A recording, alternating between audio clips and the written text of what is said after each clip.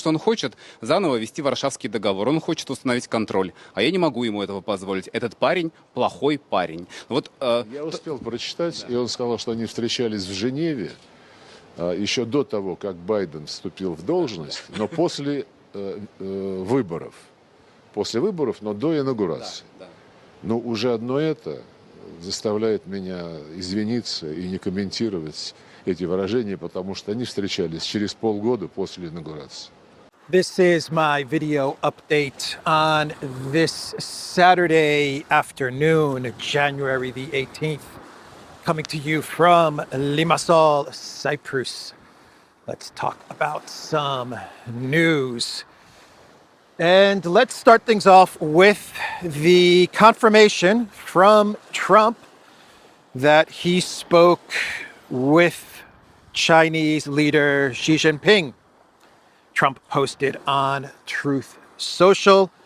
I just spoke to Chairman Xi Jinping of China. The call was a very good one for both China and the USA. It is my expectation that we will solve many problems together.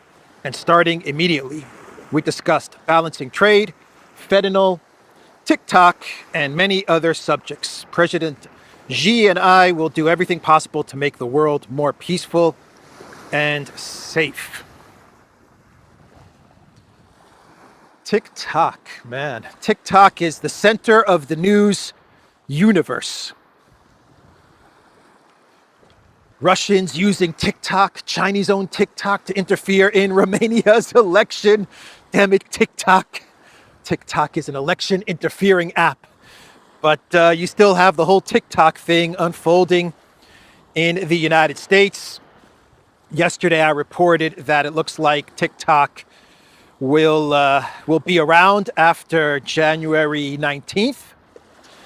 But the courts in the United States, I believe the Supreme Court is hearing this case. I'm not sure, but the courts in the United States yesterday they upheld the ban on TikTok. So either TikTok has to go down, or it gets sold to a U.S. buyer. And the Biden White House, they said, we're punting this to Trump. They can decide.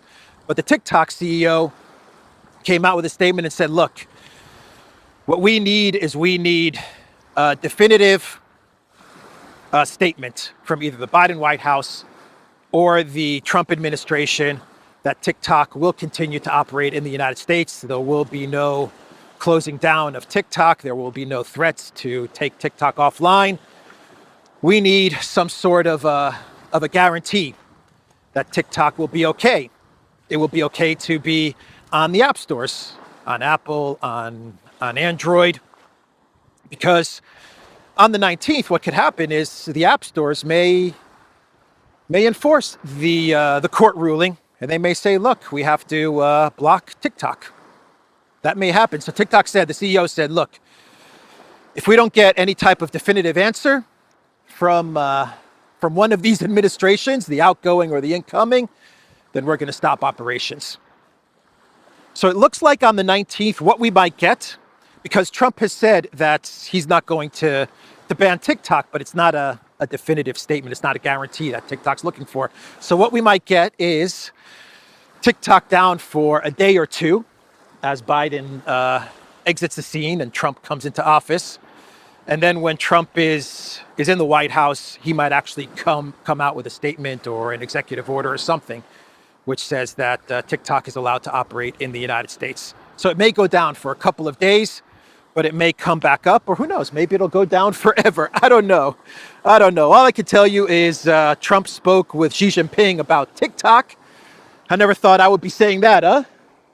The president of the United States and the leader of China, the president of China, they talked about TikTok. That was top of the agenda. It's a crazy world that we live in, a crazy world. So the Trump inauguration is going to be moved indoors because of the weather. It's going to be very cold to have the inauguration outdoors. So I believe it's going to take place inside the Capitol.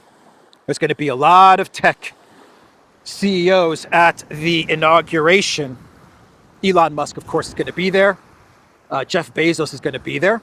I believe Jeff Bezos or Amazon, or maybe both, they donated like $1 million to the inauguration. The Zookbot, well, not the Zookbot, MAGA-Zook, he's MAGA-Zook now. He will be at the inauguration. I also believe he donated $1 million. Who else? The CEO of Google, Pichai, he will be there. Tim Cook, from what I understand from Apple, he will be there. And it looks like Bill Gates might be there. Oh boy, not good, not good. The Wall Street Journal is reporting that Bill Gates sat down with Trump the other day and Trump's chief of staff. I forgot her name, but they sat down together for a 3-hour dinner, and Gates said that he was very impressed with Trump, and he pitched Trump all kinds of health ideas, let's call it that. He pitched Trump his health ideas, and he said that Trump was listening to everything that Gates was pitching. Not good at all. Not good at all. Did anyone get in early with the Trump meme coin that was launched? An official Trump meme coin. At first, I thought this was a joke, but from what I understand, my understanding of it is that this is really a meme coin, like an official Trump fight, MAGA meme coin. And if you got in early, I guess you made a ton of money, but now it seems like it's too late. I don't know. Last I checked, the price of this meme coin on Solana, on the Solana blockchain, was at $15 or $17 or $18. But one guy got in early and just made a ton of money. But anyway, looks like this got a big pump in one day. I guess we will now see if we're going to have a dump. If we're going to see a pump and dump, or if this coin is for real. Anyway, I just thought I would mention that. But let's get back to the news. Enough talking about the Trump meme coin. Let's talk about some serious stuff, some tangible stuff. Energy, gas pipelines. Yesterday, Russia and Iran, they are moving forward. They announced that they're moving forward on a gas pipeline, a big gas pipeline from Russia to Iran via Azerbaijan. Yep, it's going to go from Russia through Azerbaijan down to Iran. You see, it's a big world. Russia doesn't need the EU, doesn't need Europe. There are plenty of customers, plenty of pipelines to be built. Europe screwed itself big time. So that was a big announcement yesterday, a pipeline from Russia via Azerbaijan to Iran. Azerbaijan is becoming a big player, a big regional player. Bad news if you're Armenia, but don't worry about Pashinyan. Pashinyan signed a security agreement last week with the United States, I believe, and from what I understand, he's going to be meeting with Zelensky in Davos. Is the WEF meeting taking place January, February? I think it is. I think the World Economic Forum takes place every January or February at Davos. I'm not quite sure about that, but there seems to be a lot of activity and talk about traveling to Davos. And there's word that the leader of Armenia is going to be meeting with the Green Goblin. Pashinyan making all the wrong moves, making all of the wrong moves, and now he's looking to get Zelensky cursed. Oh boy, Pashinyan. Poor Armenia with Pashinyan as their leader. Anyway, we are getting word that that Fico suggested meeting with Zelensky at Davos. I said yesterday that Fico was trying to get a meeting with Zelensky so they can discuss the gas transit via Ukraine to meet in Slovakia on the border between Slovakia and Ukraine. But then we got word that Fico actually suggested Davos. So the WEF is going to take place in Davos. I think that's what it is. And all of the world leaders are looking to travel there to hang out with Klaus Schwab. Eat them bugs, everybody. Eat them bugs. But Zelensky snubbed Fico. Why would Fico go to the WEF meeting? If he is planning to go to the WEF in Davos, why? Why are you going there, Fico? If he is. But the reports are, according to Bloomberg, and Bloomberg would never lie, right? Bloomberg always tells the truth. But according to Bloomberg, Fico said, let's meet in Davos. And Zelensky, one second, do I have it bookmarked here? Zelensky snubbed him in a big way, in a very, very big way. Trying to see if I have it bookmarked. I don't know why Fico is chasing after the Green Goblin. I really don't know why. But he is. Oh boy, I thought I had it bookmarked. I guess I don't. Yeah, Zelensky told him, not interested. Not interested. He said something about, one second, man. Because he made a very snarky comment about how Fico's travel itinerary is dependent on the Kremlin or something like that. Here it is. This is an ex-post from Nexta, very pro-Ukraine. They said, Zelensky responds to Slovak Prime Minister Fico's proposal for a meeting in Davos. Slovakia's Prime Minister Robert Fico recently skipped a scheduled meeting in Kiev. That's not true, prompting Ukrainian President Volodymyr Zelensky to issue a sharp response. Zelensky stated he cannot plan anything with Fico, saying he might head to Davos but end up somewhere in Sochi instead. He added, we don't know who buys his tickets as he constantly fails to reach his intended destinations. So that whole meeting in Kiev is nonsense. Zelensky told Fico, come to Kiev. Come to Kiev on Friday and we'll hang out. That's what Zelensky told him. That's what he told Fico. Once again, being very, very snarky, very rude. When Fico first brought up having a meeting to resolve their gas transit issues. And now Zelensky is poking some more fun at Fico. Man, Fico, why are you chasing after Zelensky, bro? Why are you chasing after him? Telling you, that's not how you deal with people like Zelensky. You chase after them, they're going to start to mock you.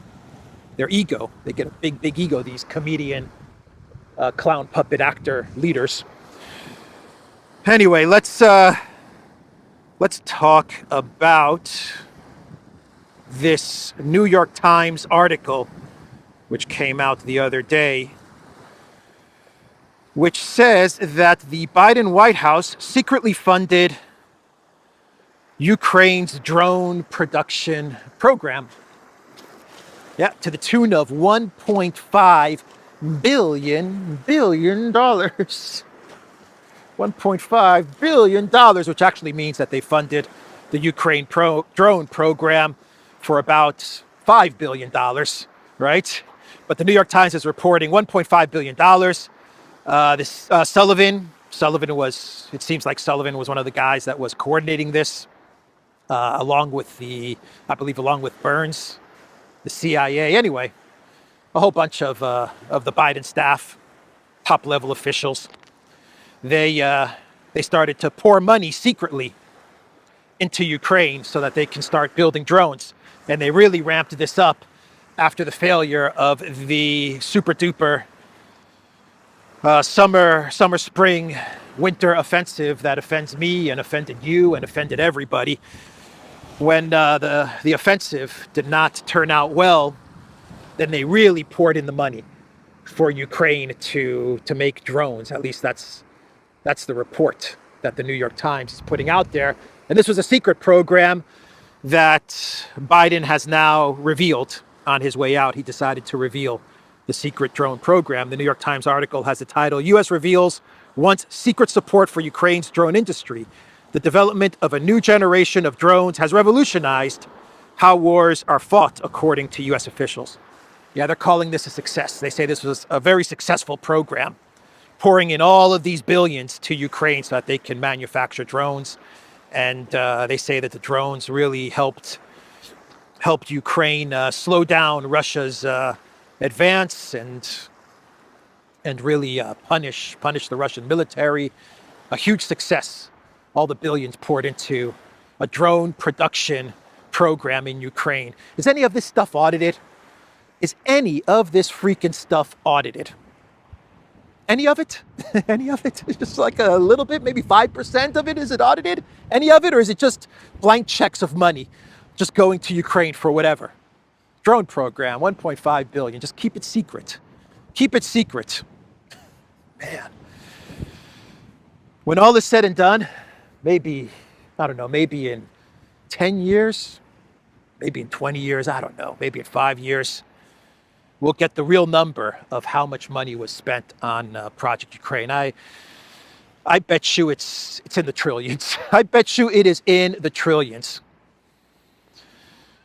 Anyway, that was revealed by the New York Times. The Washington Post, they came out with an article, and they're saying that Russia is duping, they are duping Indians to fight for them in the conflict with Ukraine. That's right. No more North Korea. Forget about North Korea. That story's over. That story's done. North Korea, that was yesterday's news. Today's news is soldiers from India. Soldiers from India being recruited by Russia to fight against Ukraine. But what Russia is doing is they're scamming them because, you know, Putin and Russia, they're just evil, man. They're just evil. It's just freaking evil. And so what they're doing is that they are telling very poor people, they say, according to the Washington Post, very poor people in India, right? They're recruiting very poor people in India and telling them, come to Russia, you'll get a job as a driver, as a construction worker, something. You'll get a job in Russia, so come to Russia. And so they come to Russia with very high hopes to get good work and a good life. And then what the Russians do, according to the Washington Post, is they take their passport, they confiscate their passport, they confiscate their documents, and they send them to the front lines. And according to the Washington Post, this has happened to 126 or 166. 126 Indians have been lured to Russia under false pretenses, such as promises of jobs or education, only to be forced into military service deployed to the front lines in the Russian-Ukraine conflict. As of January 16, 2025, at least 12 Indians have died in the conflict. These individuals were often from poor families and were duped by agents and social media influencers who offered them high wages for low-skilled jobs like driving, cooking, plumbing, and electrical repairs. Upon arrival in Russia, their passports were confiscated and they were trained in combat roles and deployed against their will.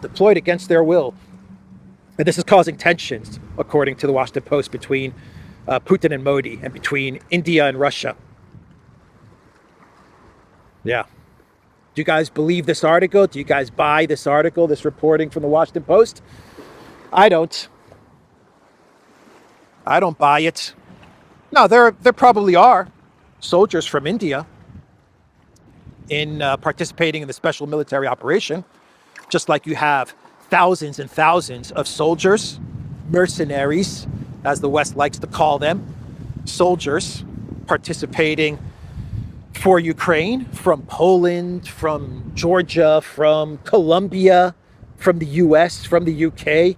Actually, the New York Times article talking about the drones admitted that Biden sent military personnel to Ukraine to oversee the drone production. So they admitted that Biden was sending US personnel to Ukraine to manufacture the drones, to help Ukraine manufacture the drones. But look, maybe there are soldiers from India in the SMO, maybe there are soldiers from all kinds of countries, on both sides, from all kinds of countries, on both sides, fighting in the conflict. But I believe most of this Washington Post article is propaganda.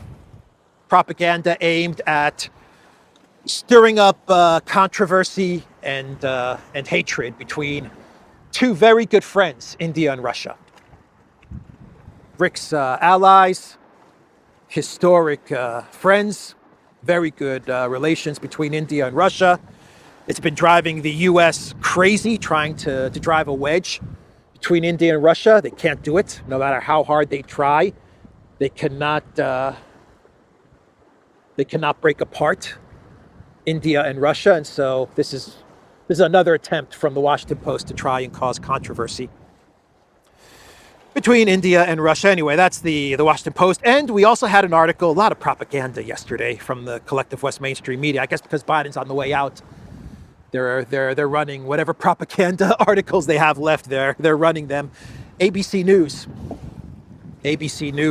reported that the CIA forged a very deep relationship with Ukraine, going back to 2014, 2015. At the time of the coup, the Maidan coup, and after the Maidan coup, and after Crimea, ABC News is reporting that the CIA started to train Ukraine military intelligence and soldiers into the ways of the CIA.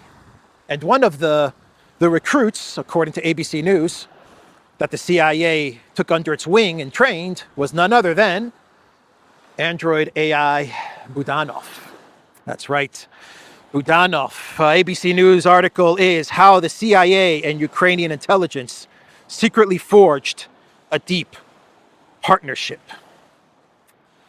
Yeah, and the story that ABC News is reporting is that in 2015, how all of this got started, in 2015, General Kondratyuk, who was head of Ukraine's military intelligence agency, he traveled to Russia because he was alarmed at what had happened in Crimea. He traveled to the United States, to DC, and he was carrying with him secret military documents of Russia, Russian secret military documents, and he brought them to the CIA, to DC US officials.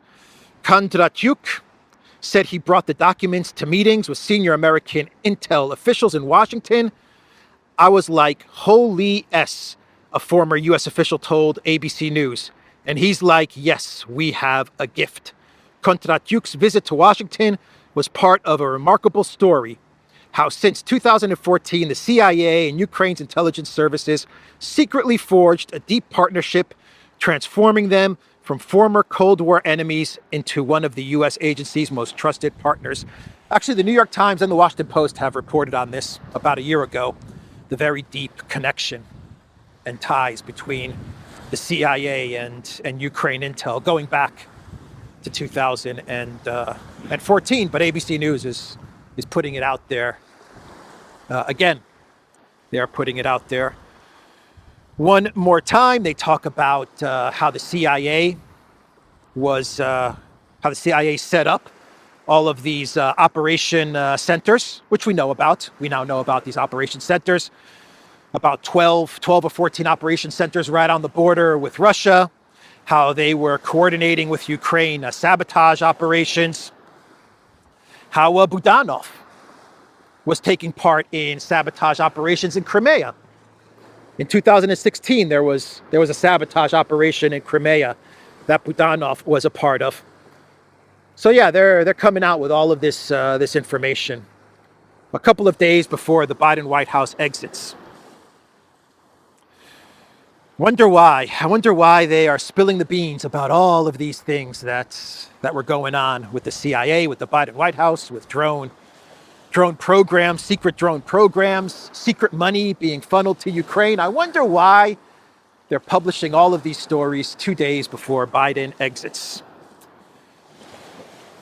So Orban is saying that come end of the month, when the EU sanctions have to be voted on in the European Union and renewed.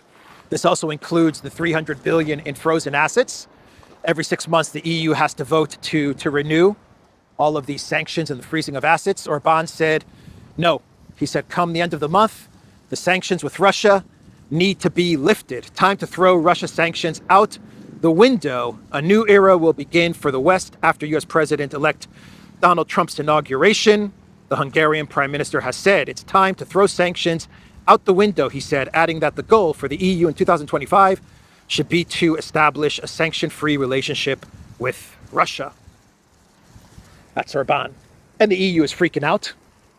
They are freaking out. Now remember, Orban is Trump's guy. So for Orban to say this, Orban's not going to say anything that he hasn't already discussed with Trump. At least that's my sense of it. Orban is Trump's guy in Europe, right? And so for him to say this must mean something.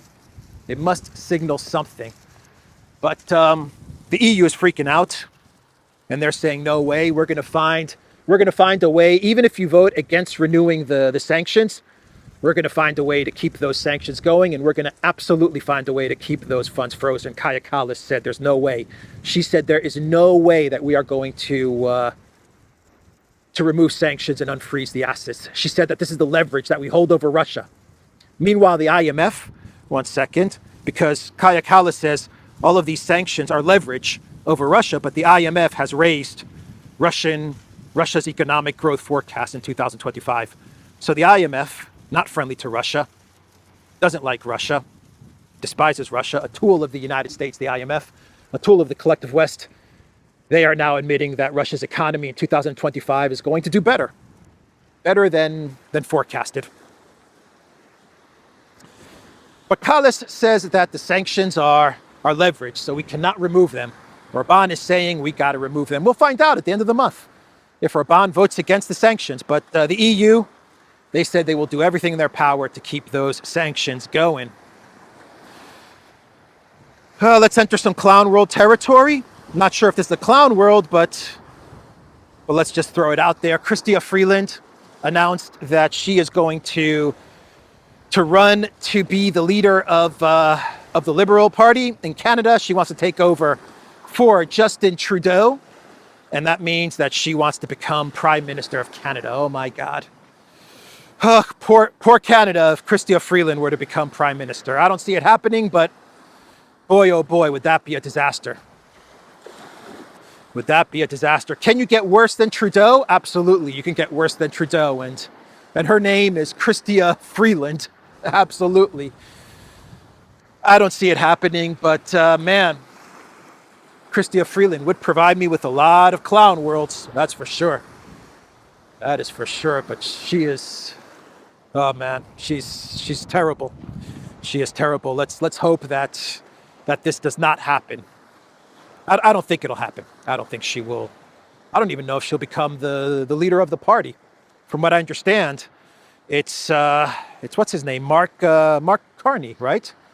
Who seems to be the front runner to take over for Trudeau for the Liberal Party. Anyway, that's what Freeland announced yesterday.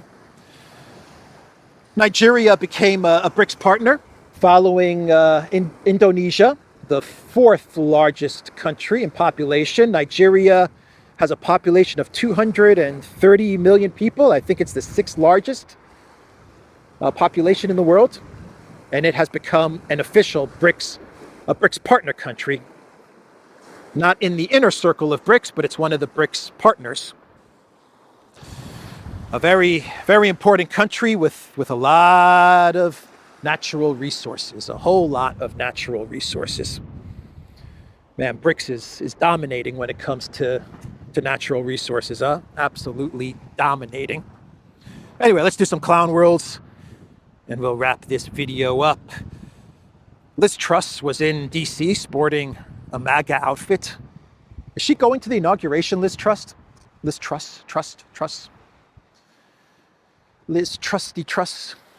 Is she going to the inauguration? I don't know, but she was in DC wearing a MAGA hat. Everyone's becoming MAGA. Everyone is becoming MAGA. Zook is becoming MAGA. Bill Gates is becoming MAGA. Liz Truss is now MAGA. Now you know why Biden was so upset, so triggered about tech oligarchs when he made his final speech from the Oval Office the other day. The Democrats are very worried that they're losing all of the big tech oligarch money. It's all shifting to Trump and to the Republicans. They're worried about that. It's a lot of money, a lot of support, a lot of power that appears to be shifting. But yeah, Truss in DC. Clown World. Annalena Baerbock. This is coming, I believe this is the official X account for the Green Party in Germany. Translated via Google, it says, "The news of the hostage deal and ceasefire in Gaza brings us great relief. And it shows that at a Baerbock's months of efforts to find diplomatic solutions are paying off." That's right. It was Baerbock. It was Baerbock. Annalena 360. It was her diplomacy that got a ceasefire in Gaza. Even though I remember some very warmonger, bloodthirsty speeches that Annalena Baerbock gave. I remember those speeches. I know that you guys remember those speeches as well that she was making about Gaza. Very horrific speeches that she was making. But now she is claiming that it was her diplomacy that got the ceasefire. All of her hard work. It wasn't Trump. It was Annalena 360. That's right. Oh man, the Green Party. Anyway, that's the clown world. I think I'm going to wrap this video up for this Saturday. Newsweek ran an article the other day saying Putin expecting mystery big guest from U.S. for victory parade. So Newsweek is saying that someone from the U.S. is going to show up in Moscow in May for the Victory Day parade. A big high-level Trump official, maybe even Trump himself. What's Newsweek's source? A source close to the Kremlin told Meduza, an independent Russian outlet, that Putin is expecting a big guest from the U.S. on May 9th. The source didn't elaborate on who the official guest could be, but said Trump himself would be fantastic. This is coming from Meduza. People familiar with Meduza, people watching this video from Russia, they can explain in the comments down below what Meduza is all about. Anti-Russian, anti-Kremlin, anti-Putin, but that's Newsweek's source for a big guest, an unnamed guest to show up for Victory Day. Anyway, that's the video, everybody. The Duran.locals.com. We are on Rumble, ODYSEE, BitChute, Telegram, Rockfin, and X. Go to the Duran shop. Pick up some merch like the sweatshirt I'm wearing today in this video update. And like this video, share this video, subscribe to this channel if you want to. Let's get to 225,000 subscribers on YouTube. Take care.